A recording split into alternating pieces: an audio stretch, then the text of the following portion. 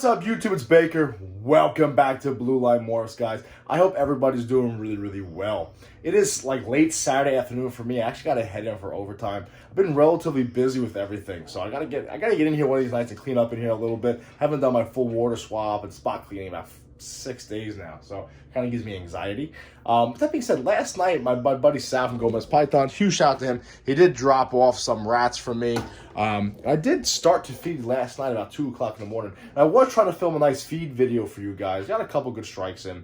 But actually, I was so tired that I got to the point where I was filming and not even talking, not even paying attention. At one point, I was like watching the rat on my own, and like the camera was just pointing at the wall. So I just scrapped that video. I do like to document some of the feeding videos, I actually go back and I look at them and kind of see, hey, listen, a year ago, this guy was feeding this way, and so forth and so on. Listen, it's good for the channel, too. It kind of is what it is. But we're not going to do that today.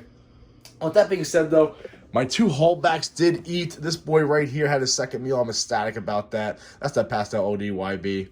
Leopard, possible fire. He's super bright, guys. Pied head clown. Then, of course, his sister next door over here, another holdback, is the ODYB leopard pied head clown. They both have their second meals already, which I'm very happy about, especially that boy. I want to see if I can get him ready by, like, November, okay? So get him up to size, get him up to producing, and see if we can get this clown pied project lifted and ready to go. Also, quick update on the Da Vinci serum that I use my 2 boys. I have tried to feed them. No luck whatsoever with that. I'm not going to say it doesn't work. Because realistically, guys, let's give it a couple weeks. We'll see what happens with that. A lot of people have really good success with it, so I'm hoping it pulls through. Then again, my boys might just be in full breeding mode, because in fact, I've had all my males kind of refuse food recently. Banana pie, banana het puzzle. Those 2 boys, obviously, my coral glow, black trick Mojave male. They all kind of told me to kick rocks and they didn't eat. So that being said, they do want to lock. Oh, and my 2 other clown boys. None of them ate last night. I'm trying to feed again probably later tonight. But they're not looking to have food, so it might just be like a seasonal thing. I'm not overly worried about it, so we'll see what happens. I do want to get some food in them, though. So today's video is going to be about the shocking results of the ultrasound machine, and what I kind of learned about a few of my females that had I not purchased this ultrasound machine from Joe, Empire State Exotics, huge shout out to him. Go follow his channel. Go follow Gomez, Small Town Pythons, High Desert, everybody. Had I not picked up this ultrasound, I would have learned some of these things about my females, and I would have learned a couple things about breeding ball pythons in general. I definitely think it gave me a better understanding about the reality of breeding ball pythons, and that reality is they're animals, and it's Mother Nature. There's no exact science to this, and this is what I mean for this. Last year, I did breed my killer leopard clown girl, right?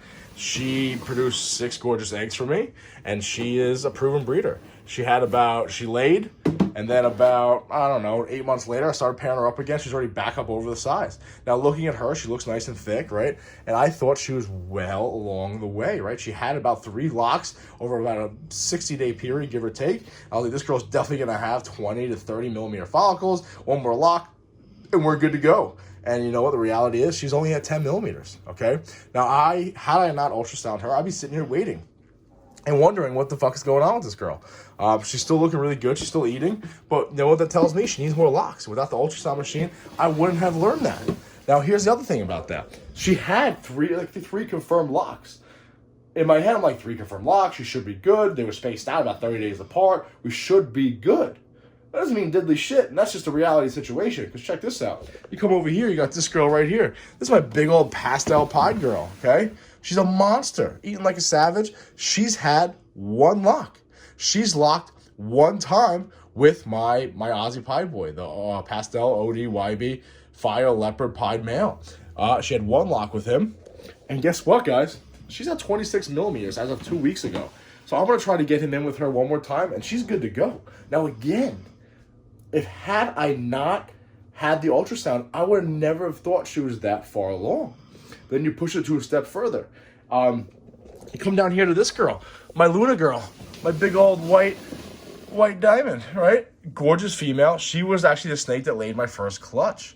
Now, she's only locked 1 time. And guess what? I think she's at, where we at? 26 millimeter follicles, guys. 1 lock, 26 millimeter follicle. She was just ready to go. Now, had I not locked her and then took a look at the ultrasound, I wouldn't realize how far along she was. So what does that tell you? That tells you if you're going by how many locks a female has, or kind of starting the season at a certain time, These girls were probably ready to start breeding a month or two before I started breeding them. They already had their follicles growing, and unfortunately, I didn't get any males to them. Now, I think we still should be good because they are getting sperm in them, if you know what I'm saying. But had I not seen this ultrasound, or had I had the ultrasound and ultrasound them a couple months ago, I would have started that breeding process a lot further. We still should start a lot earlier. We still should be fine, but let's say I didn't start pairing them up. Maybe I would have missed that window and they would have reabsorbed. So that's something I really found interesting. And there's a lot more examples of it. For example, this girl right here, my Sterling Lesser Clown, who made a mess when she was eating last night. I thought she was just about done. I was like, that's it. She's laying for me. It's a wrap. And honestly, when I hit her, she was about 30 millimeters, 29 millimeters. So she still has one more lock to go, which I'm going to probably do this week, and we should be good. But again, I'll be sitting here waiting for this girl to pop out some eggs for me. Meanwhile, she's nowhere close. Then you take this a step further.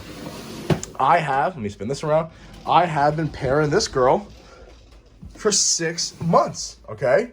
This is the het pied girl. She's the pastel OD fire leopard, yellow belly or ash full 100% het pied female from Aussie Boyd. I've been pairing her. She's had like 6 confirmed locks. And then when I ultrasound her, she's only sitting at about 20 millimeters. So that means those first couple locks were absolutely useless. Okay, and that's just a reality. We keep going with this. Check this out. This girl right here has had, where is she? No, she's right up front. This girl right here has had 2 confirmed locks. And I think she's going to be the next one to go. She's sitting at about 32 millimeter follicles. Now, again, I thought she was nowhere near ready to pop for me.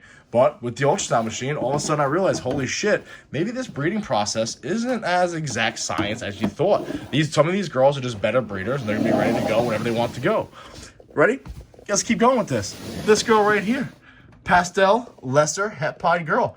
Been locking 3 or 4 times. Guess how big her follicles are, guys? Take a wild guess. Been locking for the last 90 days. Think she's going to pop for me. Think she's going to start growing follicles. I didn't find any follicles in there. So it begs the question. We can keep going with this too, guys. Like I have the pastel. Oh, then check this girl out. She's had 1 confirmed lock. 1 confirmed lock. And she's at 20 millimeter follicles.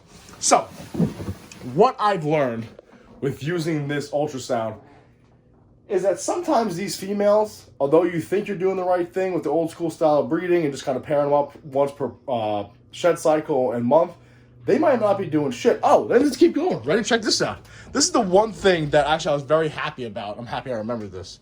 This girl right here is that normal het clown, possible het pied girl, right? And then down here we have my big old normal pied girl sitting in the back right there. I paired them to this boy right here is the pastel butter red stripe leopard clown possible het pied. So the one normal het clown possible het pied girl was locking with him way before the normal pied girl was locking. But check this out. When I ultrasounded, the normal pied girl was actually at 30 millimeters, while the other girl, the normal het clown possible het pied girl, is actually only at 12 millimeters. They're both going to go for me. I'm pretty confident with that. But I actually started pairing the one girl way later, but she was ready earlier. So that's one thing I found with the ultrasound machine is it really keeps you up to date on where your girls exactly stand, and you really document what's going on. And I'm very happy with that because I am trying to prove out this clown is het pied. So now, if I can kick out the clutch from the normal pied girl, I have a 50-50 shot of producing pieds. If he's het pied, I should hit at least 1 pied, okay? Now, if I kicked out the clutch first with the normal het clown, possible het pied, and I didn't hit any pieds, it could be either one, right? So we kind of eliminate one variable with the normal pied girl kicking out the clutch first, hopefully. So that is the biggest thing I have learned. The most shocking thing I've learned with this ultrasound machine is I have about 5 or 6 girls in here that are at 30 millimeter follicles. Maybe we need one more pairing, if that, and they're good to go. Then conversely, and I had no idea they were ready to go. I thought I would need a couple more months with them, a couple more pairings, so forth and so on. Then conversely, I've had a bunch of girls in here that I thought were way further along, and they're not doing anything. So now what's going to happen? My intention is obviously going to switch, right? We're trying to get other girls in the mix, and we're trying to give these other girls that I thought were much further along a little bit more time than girls on these follicles before they start hooking up with some of these males. So that is my quote-unquote shocking revelation when it comes to this ultrasound machine. I highly recommend it. Again, I'm going to do much more videos on this subject. But that's kind of the first time I ultrasound girls, and what I found is that I have girls that are much further along than I thought they would be, and conversely, I have girls that are not doing shit when I thought they were. So it kind of begs the question, how many times during this breeding cycle are you waiting for the right time and so forth and so on, and you're actually missing girls that are at 10 millimeter follicles or 20 millimeter follicles? For example, this big old pastel pine girl, when I first paired her that one time, she was probably already at 20 millimeter follicles. Now, had I waited or whatever the case may be, she was sitting there ready. Maybe if I waited another month, she would have reabsorbed, something bad could have happened, right? Could have missed her for that breeding season. And conversely, just because they're locking doesn't mean they're getting eggs. It's just that simple. It doesn't mean they're even producing any follicles. So I highly recommend this ultrasound. Look forward to incorporating it more into the channel. But that was my first experience using them. And what else? Well, all the animals we thought were much further along, they weren't. Let's see what else we got.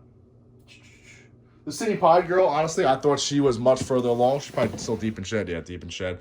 But she's only sitting at 11 millimeter follicles. She only had the 2 locks. Not overly worried about that. But I thought she was much further along because how well she was eating. But this list can go on and on, guys. But ultimately, that's what I found. There's about a handful of girls that I thought were not doing shit, and they had like 30 millimeter follicles. I'm going to get clutches at them soon. And then I thought I had girls that were doing stuff for me, and they're not doing anything. So, that being said, guys, that's my first experience using the ultrasound machine. That's the shocking revelation that I had. I appreciate you watching. I'm trying to feed some more snakes. I got to head in for more overtime, guys. Stay tuned for next week. I'm going to meet up with my buddy Ryan. We're going to go over his collection and how and why he got back into breeding ball pythons, which I'm really happy about. And that would be it. I want to swing by Eric's house. Eric from Big E's Reptiles. He just did a whole revamp of his lychee collection and the cages. So I definitely want to show that off. But either way, guys, hopefully I get the day off to bang all this shit out. I appreciate you watching. Be safe. Please remember, watch the 6.